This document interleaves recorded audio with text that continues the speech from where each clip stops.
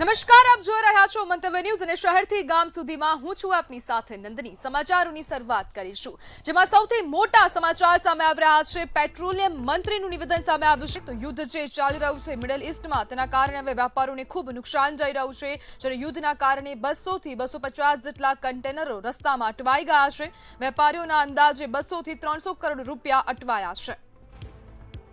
જેમાં શિપિંગ લાઇનના ભાડામાં મોટો વધારો થયો છે, જેના કારણે હવે કરોડો રૂપિયા વેપારીઓના અટવાઈ ગયા છે। જેમાં ભાડું $1500 થી વધીને $4500 થી $5000 થઈ ગયું છે, જેના કારણે વેપારીઓને ખૂબ નુકસાન જઈ રહ્યું છે।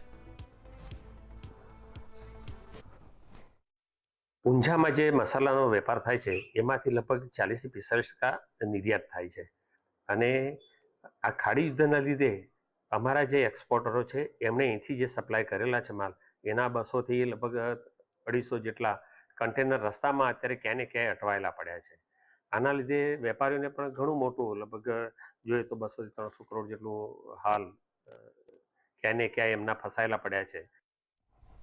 તો દાહોદના ફતેપુરાથી સમાચાર સામે આવી રહ્યા છે। રાંધણ ગેસ માટે હવે લાંબી કતારો લાગી છે। સમાચાર સામે આવી રહ્યા છે દાહોદના ફતેપુરા ખાતેથી રાંધણ ગેસની માટે હવે લાઈનો જોવા મળી રહી છે, લાંબી કતારો લાગી ગઈ છે। તો સમાચાર સામે આવી રહ્યા છે દાહોદના।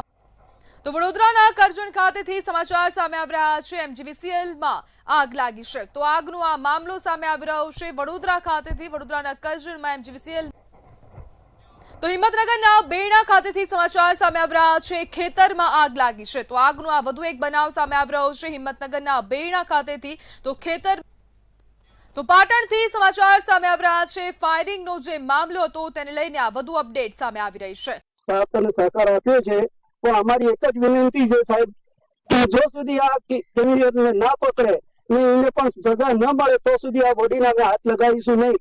પણ સાહેબને ગમે તો ગોતી ને જઈને એના જે બી બનાવો હોય, મારા ભાઈ સંગના જે પણ એને દુશ્મની કરી છે એ ટોટલ પકડીને લાવશે તો જ હું મારી અહીંથી મૈયત હટાવીશ, નકર હું મૈયત હટાવવાનો નથી।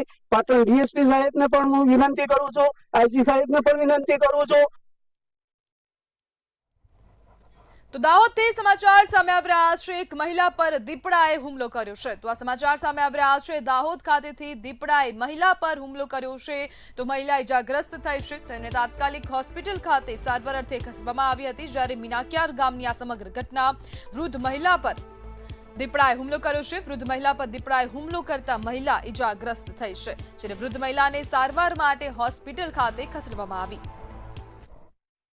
સવારના સમયે એક કાકી જે મંડોળની હતી, એમની છોકરીને ત્યાં લગ્નમાં આવેલી મીનાક્યાર ગામે, ત્યાંથી સવારમાં 6 વાગ્યાના અરસામાં પોતાને ઘેર જતી હતી।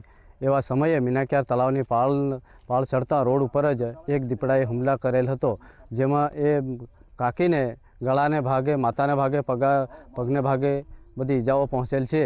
જેને તાત્કાલિક ફોરેસ્ટ વિભાગને જાણ કરતાં ફોરેસ્ટર વિભાગ ઘટના સ્થળે પહોંચી અને જેની તપાસ કરેલ હોય તેમાં જે દીપડાના પંજાના ભાગ તેમજ અન્ય નિશાનો દેખાઈ આવેલ છે।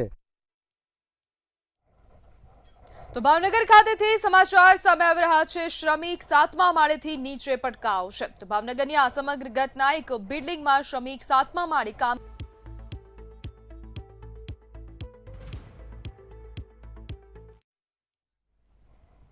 તો ગુજરાતના ખેડૂતોને લઈને આ મોટા સમાચાર સામે આવી રહ્યા છે। આવક કરતા દેવું હવે વધી ગયું છે। તો ગુજરાતના ખેડૂતો પર ક્યાંક ને ક્યાંક હવે આફત લાગી રહી છે, જ્યારે ગુજરાતના ખેડૂતોનું માથાદીઠ દેવું આવક કરતા વધુ જોવા મળી રહ્યું।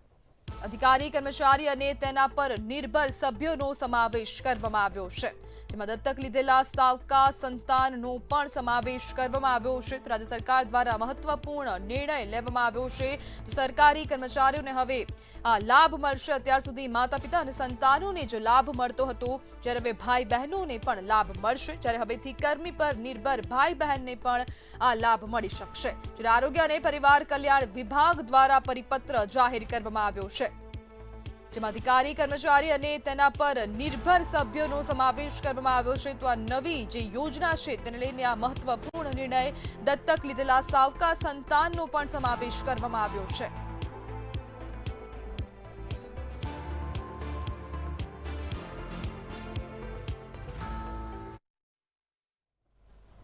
રાજ્યમાં કાળઝાળ ગરમીનો પ્રકોપ વધ્યો છે. રાજ્યના મોટાભાગના જિલ્લાઓમાં તાપમાન 40 ડિગ્રીને પાર પહોંચી ગયું છે.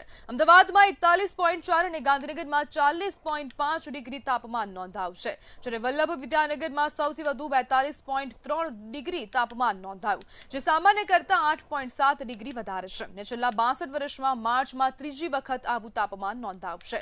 રાજકોટમાં 41.9, સુરેન્દ્રનગરમાં 41.5 અને વડોદરામાં 41.6 ડિગ્રી તાપમાન નોંધાયું છે.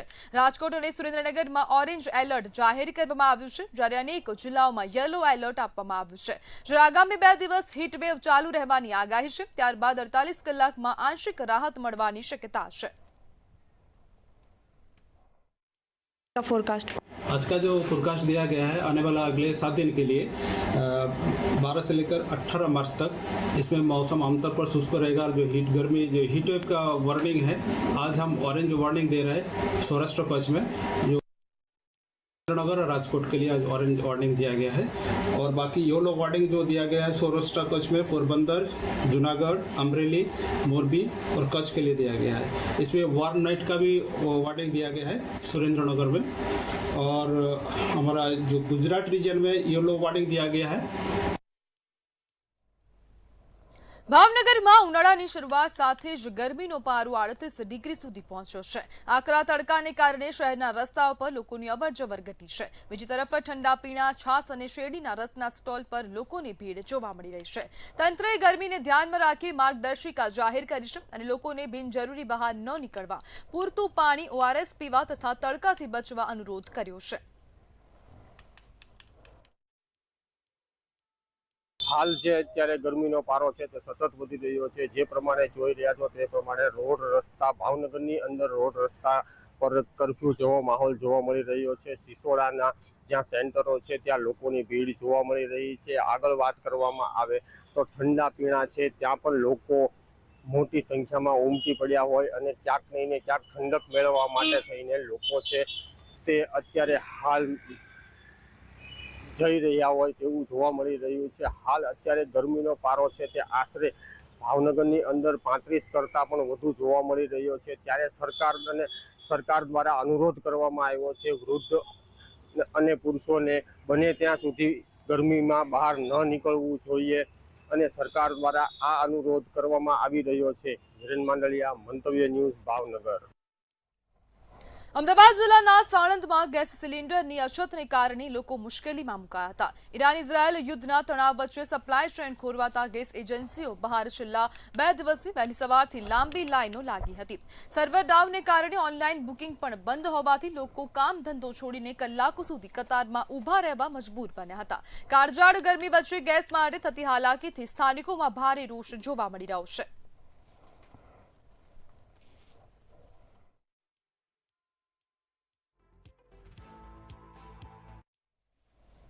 અરવલ્લીમાં એલપીજી ગેસની અછત અંગે ચાલી રહેલી ચર્ચાઓ વચ્ચે જિલ્લા પુરવઠા અધિકારીએ સ્પષ્ટતા કરી છે કે જિલ્લામાં ગેસની કોઈ અછત નથી. HP, ઇન્ડિયન ઓઇલ અને ભારત ગેસના સિલિન્ડર પૂરતા પ્રમાણમાં ઉપલબ્ધ હોવાનું જણાવાયું છે. જિલ્લાના 8 તાલુકાઓમાં 18 ડિસ્ટ્રીબ્યુટરો દ્વારા ગેસ બોટલનું વિતરણ કરવામાં આવી રહ્યું છે અને રોજના સ્ટોક અવાક અને બુકિંગની વિગતો મુજબ પુરવઠો પૂરતો છે. અધિકારીએ ગ્રાહકોને ગેસ અંગે પેનિક ન થવા પણ અપીલ કરી છે. અરવલ્લી જિલ્લામાં જે વૈશ્વિક પરિસ્થિતિના અનુસંધાને જે એલપીજી ગેસની બોટલ છે તેનો જે લોકોમાં એક અછતનો ડર અને ભય જે માહોલ બન્યો છે તેના અનુસંધાને જિલ્લા કક્ષાના અમારી જે ટીમ છે 3 SAK સપ્લાય ઇન્સ્પેક્ટર છે અને સાથે સાથે 6 તાલુકા અત્યારે 8 બન્યા છે. એટલે 8 તાલુકાના 8 મામલતદાર સાથેના તેમની ટીમ દરેક એજન્સી તાલુકામાં આપણા જિલ્લામાં 18 એજન્સી ડિસ્ટ્રીબ્યુટર છે, 3 એજન્સી HPCL, BPCL અને IOCL. તો અમરેલીના વડિયા ખાતેથી સમાચાર સામે આવી રહ્યા છે. ગેસની એજન્સીઓની સામે હવે ગ્રાહકોની લાંબી કતારો લાગી છે. સમાચાર સામે આવી રહ્યા છે અમરેલીના વડિયા ખાતેથી ઇન્ડિસ ગેસ એજન્સીમાં ગ્રાહકોની કતારો લાગી છે. ત્યારે યુદ્ધની પરિસ્થિતિને લઈને ગ્રાહકો હવે ક્યાંક ને ક્યાંક ગેસની જે અછત છે તેના કારણે હવે ચિંતામાં મુકાયા છે, જ્યારે એજન્સીમાં રાંધણ ગેસની ગાડી આવતા ગ્રાહકોની ભીડ જામી ગઈ છે. તો અમરેલીના વડિયા ખાતેથી આ સમાચાર. એજન્સી દ્વારા પોલીસ બંદોબસ્તની પણ માંગ કરવામાં આવી છે. મોટી સંખ્યામાં લોકો પણ એકઠા થયા છે, ત્યારે એજન્સી દ્વારા પોલીસ બંદોબસ્તની માંગણી કરવામાં આવી છે. જ્યારે અમરેલીના વડિયાની આ સમગ્ર ઘટના ઇન્ડિયન ગેસ એજન્સીમાં ગ્રાહકોની કતારો લાગી છે. યુદ્ધની પરિસ્થિતિને લઈને ગ્રાહકો રાંધણ ગેસ લેવા માટે ઉમટી પડ્યા છે. 2-3 દિવસથી ગેસ એજન્સીઓમાં ગેસની અછત જોવા મળી રહી છે. એજન્સીમાં રાંધણ ગેસની ગાડી આવતા ગ્રાહકોની ભીડ ઉમટી પડી હતી, જ્યારે એજન્સી દ્વારા પોલીસ બંદોબસ્તની માંગ કરવામાં આવી છે. ગેસ પુરવઠાની થોડીક સમસ્યા હોવાના કારણે અમો લોકોને 4-5 દિવસે ગાડી મળે છે, જેના લીધે અત્યારે મારી ગેસ એજન્સીમાં ઓછામાં ઓછું 1000 જેટલું બુકિંગ છે અને મને 3 દિવસ કે 4 દિવસ થઈ ગયા ત્યારે સિલિન્ડરની ગાડી મળેલ હોય. તેના લીધે કસ્ટમરની અત્યારે ભીડ છે અને ગ્રાહકોને એવું છે કે અત્યારે યુદ્ધના લીધે સિલિન્ડર મળશે નહીં, જે ખોટી અફવા છે. તેના કારણે અત્યારે ગ્રાહકોની લાઈન લાગેલી છે. મિડલ ઇસ્ટમાં વધતા તણાવ અને ઈરાન ઇઝરાયલ યુદ્ધની અસર હવે રાજપીપળા સુધી જોવા મળી રહી છે. ગેસ એજન્સી પર બોટલ લેવા ગ્રાહકોની લાંબી કતારો લાગી હતી અને ધગધગતા તાપમાં લોકો કલાકો સુધી લાઇનમાં ઊભા રહેવા માટે મજબૂર બન્યા હતા. એજન્સી માલિકના જણાવ્યા મુજબ ઘરેલું ગેસ પૂરતો ઉપલબ્ધ છે, પરંતુ કોમર્શિયલ ગેસનું સપ્લાય બંધ થતા હોટેલ સંચાલકોમાં ચિંતા વધી હતી. સાથે જ ગેસ બુકિંગનો સમય 25 દિવસ કરાતા અને ઓનલાઈન બુકિંગમાં સમસ્યાઓને કારણે લોકોમાં નારાજગી પણ જોવા મળી રહી છે. આજ રોજ જે 2 દિવસથી રાજપીપળામાં જે અફવા વહેતી થઈ છે કે ગેસના બોટલો મળવાના નથી, તો એ સંદર્ભે આજે અમે ભારત ગેસ દારાસામાં અમે જાતે વિઝિટ કરી અને માલિક સાથે મુલાકાત કરી અને માલિકને વાત કરી તો માલિકે કીધું કે અમારી પાસે પૂરતો સ્ટોક છે, કોઈ ગભરાવાની જરૂર નથી, આ બધી અફવા છે. એટલે મારા દરેક રાજપીપળાના નગરવાસીઓને આજુબાજુના ગામના લોકોને વિનંતી છે કે કોઈ ગભરાવાની જરૂર નથી. એજન્સી પાસે પૂરતો સ્ટોક છે અને બધાને જ બોટલ મળી રહેશે. અત્યારે અફવા એવું છે કે જે ખાડીમાં યુદ્ધ ચાલે છે એના લીધે લોકોમાં ગભરામણ છે એ ખોટી છે. એમાં ગેસનો કોઈ શોર્ટેજ છે નહીં, જોઈએ એટલો જથ્થો આવે છે, એમાં પર સ્ટોક પણ પૂરતો હોય છે. લોકો અહીંયા ખોટા લાઇનમાં ઊભા રહે છે, પણ એમાં ગભરાવાની કોઈ જરૂર નથી. બુકિંગમાં તકલીફ પડે એવું બરાબર છે, પણ એ થોડું ધીરે ધીરે થાય છે, કેમ કે અત્યારે લોડ બહુ વધી ગયો છે સર્વરો પર, એટલે બુકિંગ પણ બધાના થાય છે. અને બીજા વોટ્સએપના અને બીજા નંબરો છે, અમે એની પરથી કરી આપીએ છીએ, બધાને ફૂલ સહકાર આપીએ છીએ બધા. મિડલ ઇસ્ટ યુદ્ધની અસર હવે સુરતના ટેક્સટાઇલ ઉદ્યોગ પર જોવા મળી રહી છે. ઇન્ડસ્ટ્રીયલ ગેસની અછતથી ડાઇંગ પ્રિન્ટિંગ મિલો મશીનો બંધ થવાની ભીતિ સેવાઈ રહી છે. ઉત્પાદન ઠપ થતા હજારો શ્રમિકોની રોજીરોટી પર જોખમ ઊભું થયું છે. ત્યારે આ સમગ્ર મામલે ચેમ્બર ઓફ કોમર્સે પીએમને પત્ર લખી તાત્કાલિક હસ્તક્ષેપની માંગ કરી છે. મિડલ ઇસ્ટમાં જે હિસાબે યુદ્ધને તણાવ વધી રહ્યું છે તે લઈને સુરતમાં ઇન્ડસ્ટ્રીયલ ગેસમાં ઓછા થઈ ગયું છે. એ લઈને જે ચેમ્બર છે એમની પ્રમુખ પ્રધાનમંત્રી લેટર લખ્યું છે, જે એમની જોડે વાત કરશું. જે નિખિલભાઈ, તમે પીએમની લેટર લખ્યું છે, શું આખી વિગત? પ્રધાનમંત્રીશ્રીને અમે લેટર લખીને એટલી જ માંગ કરી છે કે જે કંઈ ગેસનો સપ્લાય ડિસ્ટર્બ થયો છે સ્વાભાવિક ઘટનાક્રમ છે, યુદ્ધ થાય તો આવી પરિસ્થિતિનું સર્જન થાય, પરંતુ નિયમિત અંતરે થોડો બી સપ્લાય મળતો રહે, એ સંપૂર્ણપણે બંધ નહીં થઈ જાય અને ઘરેલું ગેસ ઉપર કોઈ અસર નહીં પડવી જોઈએ. કારણ કે જો ઘરોની અંદર એક ગેસનો કાપ આવે તો મુશ્કેલી થાય અને એટલે સરકાર પણ અત્યારે ઘરેલું ગેસ ઉપર વધારે ફોકસ કરી રહી છે.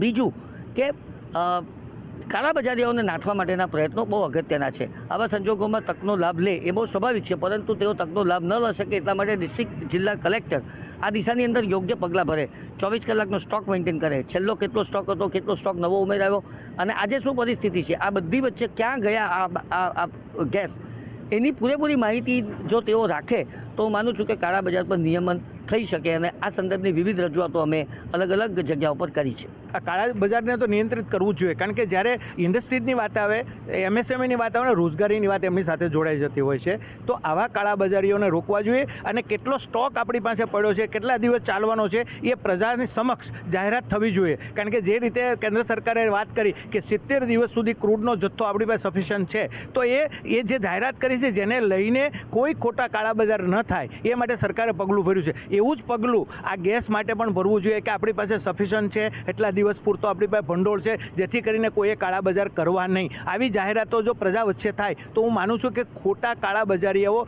જે લૂંટી રહ્યા છે એ લૂંટવાનું બંધ થઈ શકે. કારણ કે હું જ્યારે ટેક્સટાઇલ ઇન્ડસ્ટ્રીઝની વાત કરું તો ટેક્સટાઇલ ઇન્ડસ્ટ્રીઝને સીધી 15,000 લોકો સીધા ગેસનો સ્ટીમ આપીને કાપડ બનાવતા હોય છે યાનમાંથી. 2 થી 3,000 કરોડ ઓલરેડી નુકસાન થઈ ચૂક્યું છે. એમાં વીવર્સ પણ આવી જાય છે, ટ્રેડર્સ પણ આવી જાય છે, પ્રોસેસિંગ પણ આવી જાય છે, એન્ટાયર ચેન યાન પણ આવી જાય છે. તો આ જે નુકસાન અત્યારે થઈ ચૂક્યું છે, જો આ યુદ્ધ વધારે લાંબુ ચાલે તો આ ઇન્ડસ્ટ્રી બંધ કરવાનો વારો આવે, રોજગારી ઉપર પણ અસર પડે. અને અમે તો પ્રાર્થના કરીએ છીએ કે માનનીય વડાપ્રધાનની અંદર એ સક્ષમતા છે, તાકાત છે કે જો યુક્રેન અને રશિયા વચ્ચેનું યુદ્ધ જો અટકાવી શકતા હોય તો માનનીય વડાપ્રધાન શ્રી આની અંદર પણ સંયુક્ત રાષ્ટ્રને સાથે રાખીને આ યુદ્ધને પણ અટકાવવાની કોશિશ કરશે તો હું માનું છું કે આ યુદ્ધ અટકી શકે છે. કારણ કે કોઈ રસ્તો તો હોય જ છે. યુદ્ધ કેટલાક દિવસો સુધી લાંબુ ચાલવાનું છે. જો આ યુદ્ધ વધારે લાંબુ ચાલે આખા વિશ્વને નુકસાન થવાનું છે અને ભારત તો મોટું બજાર છે, એમને પણ થવાનું છે. તો અમે તો પ્રાર્થના કરી છે કે યુદ્ધ વધારે જલ્દી અટકે અને જલ્દી સમાપ્ત થાય, જેથી કરીને આ ઉદ્યોગને ટકાવી શકીએ. એ તો બિલકુલ આગળ ચેમ્બરના પ્રમુખ જે જણાવ્યું કે જે યુદ્ધ લાંબુ ચાલશે તો ખાસું નુકસાન થઈ શકે છે. ખાસ કરીને ટેક્સટાઇલ વિભાગમાં જે ગેસની અછત છે એ લઈને બહુ નુકસાનીનો સામનો કરવો પડશે. ખાસ કરીને જે કંપનીઓ છે જેમાં ગેસ નથી આવી શકતો કેટલી કંપનીઓ બંધ કરવાનો પણ સમય આવી શકે છે. અને ખાસ કરીને જેમાં જે માણસો કામ કરતા હોય એને નોકરી પણ આવી શકે છે. મંતવ્યનું સુરતથી દીપક રાય. જૂનાગઢના ગિરનાર પર્વત પર આવેલ અંબાજી મંદિરમાં નશા અને ચિકન પાર્ટી થવાનો વિડીયો વાયરલ થતા ભારે ચકચાર મચી છે. ભંડારામાં જ કેટલાક લોકો દ્વારા આવી હરકત કરવામાં આવી હોવાની ફરિયાદ સામે આવી, જ્યારે વહીવટી તંત્રે મામલતદારને તપાસ સોંપી છે. સંડોવાયેલાઓના પ્રવેશ પર પ્રતિબંધ મુકાયો અને નવા પૂજારીઓની નિમણૂક પણ કરવામાં આવી છે, જ્યારે સમગ્ર મામલે 11 લોકોને સસ્પેન્ડ કરવામાં આવ્યા છે. જે અંબાજી મંદિર સ્થિત વિડીયો હાલ સોશિયલ મીડિયા અને અલગ ન્યૂઝપેપરમાં જેના વિશે અહેવાલ આવેલ છે તે બાબતે માનનીય કલેક્ટર સર અને પ્રાંત અધિકારી સર દ્વારા તપાસના આદેશ આપેલ છે, જેના કામે હાલ તપાસની પ્રક્રિયા શરૂમાં છે અને આ વિડીયો કેટલો જૂનો છે એની સત્યતા વિશેની તપાસ હાલ શરૂમાં છે અને કેટલા લોકો આની અંદર ઇન્વોલ્વ છે તેની તપાસ હાલ ચાલી રહી છે. અને તપાસ અહેવાલ આવ્યા બાદ સંબંધિત દોષિત લોકો સામે નિયમ અનુસાર ઘટિત કાર્યવાહી કરવામાં આવશે. અને જે વિડીયો છે તે ખૂબ જ દુઃખદ ઘટના ઘટેલ છે. એવી રીતે અમને પણ આ વિડીયો જોઈને ખૂબ દુઃખ લાગ્યું કે આવી રીતે આ મંદિરમાં આવી રીતે ભંડારમાં કાર્યક્રમ થયો એવી રીતે. અને જે લોકો એમાં વિડીયોમાં સામેલ છે તેને લોકોને કડકમાં કડક કાર્યવાહી થવી જોઈએ તેવી અમે કલેક્ટર સાહેબને, પ્રાંત અધિકારી સાહેબને તથા અત્યારે વહીવટદાર અમારા શ્રી મામલતદાર સાહેબ છે એમ અમને કહીએ છીએ એવી રીતે. અને જે લિસ્ટમાં નામ આવ્યા છે અમારા 11 પૂજારીના, તેમાંથી કોઈ મહેફિલમાં સામેલ પણ નથી અને હાલમાં તે લોકો ઉપર કોઈ હતા નહીં એવી રીતે. તો સમાચારમાં હાલ બસ આટલું જ. વધુ માહિતી માટે જોતા રહો મંતવ્ય ન્યૂઝ. નમસ્કાર.